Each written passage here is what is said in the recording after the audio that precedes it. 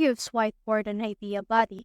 In order to do that, you just need to click on this whiteboard right here or on the whiteboard 2.0 right here. It totally depends on you which one you want to actually click. So let's head over and click on this one. And then once you have done that, this will direct you to this next page that you have.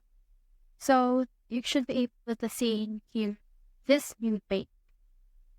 So here is your pixel paper. As you can see right now, we're at 100%. So you can resize it to your liking. Like for example, it can be 25%. And when you scroll down, you should be able to see here the whiteboard space that you will. So this is only the page one. You can head over and then add it without according to your liking. So you can add animation, you can delete, you can change colors or anything that you want.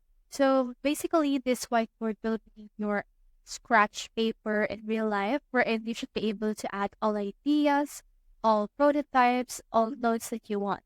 So you can also put in here the size, also as well the fonts, and also the alignment that you can see right there. So in here, you can see your paper. This is called your pixel paper. And you can also see right here that we also have this brainstorming shape. And you can head over and add anything that you want to add at this. So as of right now, this template is actually generated by AI. But you can head over and edit it out according to your liking. You can add some more text, some more elements that you want to add for it. So that's how I use Whiteboard and IdeaBuddy. Help